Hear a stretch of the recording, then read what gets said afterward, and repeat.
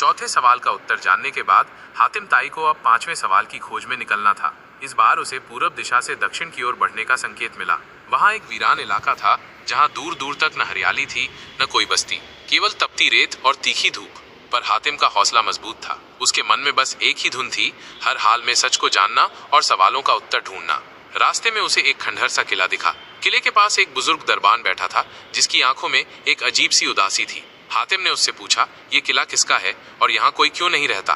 दरबान ने गहरी सांस लेते हुए कहा, ये किला राणा विजय सिंह का था, एक ऐसा राजा जो अपनी वचनबद्धता के लिए मशहूर था। उसने एक बार जो वादा किया फिर उसे निभाने के लिए प्राण तक न्यौछावर कर दिए। हातिम को लगा कि शायद यही कहानी उसकी तलाश को पूरा कर सकती है। उसने दरबान से आग्रह किया कि वो पूरी बात बताए।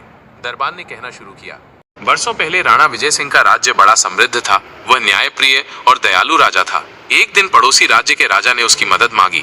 वहाँ भयंकर अकाल पड़ा था, अनाज नहीं था, पानी नहीं था। राणा ने वचन दिया कि वो अपनी फसल का आधा हिस्सा उनके राज्य को भेज देगा, पर उसी साल उनके अपने राज्य में भी सूखा पड़ गया। मंत्री और सैनिकों ने सलाह दी कि वादा भूल जाएं, पहले अपने लोगों को बचाएं। पर राणा ने कहा, राजा का वचन पत्थर की लकीर होता है, चाहे कुछ भी हो जाए वचन से पीछे नहीं हट सकता। उसने अनाज के पूरे भंडार से आधा हिस्सा पड़ोसी राज्य को भेज दिया। उसके राज्य के लोग भूखे रहने लगे। विरोध हुआ, लोग क्रोधित हो उठे, पर राणा अडिग रहा। जब भूख से दंगे होने लगे तब भी उसने अपना वचन नहीं तोड़ा। अंततः खुद भी भूखों मर गया, पर वादा नहीं टूटा। दरबान की आंखों से आंसू बहने लगे। आज भले ही ये किला उजड़ गया है, पर राणा विजय सिंह का नाम आज भी जिंदा है, उसकी वचनबद्धता की वजह से।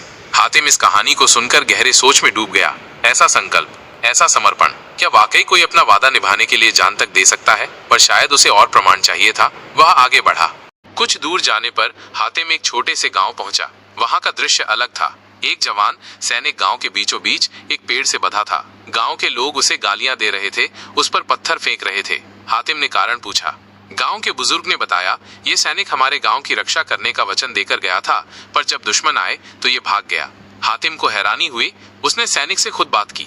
सैनिक ने रोते हुए कहा, मैंने वचन तो दिया था, पर जब दुश्मन की सेना बहुत बड़ी दिखी तो डर के मारे भाग गया। मैं अपने प्राण बचाना चाहता था। अब मैं शर्मिंदा हूँ, पर वादा निभा नहीं पाया। हातिम ने महसूस किया कि वचन निभाना आसान नहीं होता। डर, स्वार्थ और प्रलोभन वादों को तोड़ देते हैं। केवल वही लोग वचन निभा सकते हैं जो निस्वार्थ, निडर और सच्चे हों। आखिरकार हातिम एक ऊंचे पर्वत पर पहुंचा। वहां एक साधु तपस्या कर रहा था। साधु की आंखें बंद थीं, पर चेहरे पर गहरा तेज था। हातिम ने उसके सामने प्रश्न रखा, ए साधु, इस दुनिया में क्या वाकई कोई ऐसा है जो अपने वचन के लिए प्राण तक दे दे? साधु ने आंखें खोली और गहरी दृष्टि से हातिम को देखा। फिर कहा, हाँ, ऐसा संभव है। जब वचन हृदय से दिया जाए, जब उसमें स्वार्थ न हो, केवल सच्चाई हो, तब मनुष्य अपने वचन के लिए मृत्यु का वरण भी कर सकता है। वो जानता है कि प्राण तो नश्वर है, पर वचन की पवित्रता अमर होती है। साधु ने फिर एक और कहानी सुनाई। पुराने समय में एक साधक ने भगवान से वचन लिया था कि वह 1 साल तक मौन व्रत करेगा। एक दिन गांव में आग लग गई। लोग इधर उधर भागने लगे। साधक ने सब कुछ देखा, पर चुप रहा, क्योंकि उसने वादा किया था। आग ने उसका आश्रम भी जला दिया, फिर भी वह मौन व्रत से नहीं टूटा। अंत में उसकी तपस्या से खुश होकर भगवान ने स्वयं प्रकट होकर गांव को बचाया। हातिम ने अब गहराई से समझ लिया था, वचन वो बीज है जो सच्चाई की भूमि में बोया जाए तो उसकी रक्षा के लिए इंसान अपनी जान तक दे सकता है। जब हातिम ताई अपनी इस 5वीं यात्रा से लौटा तो उसके मन में पूर्ण विश्वास था कि वह उत्तर पा चुका है।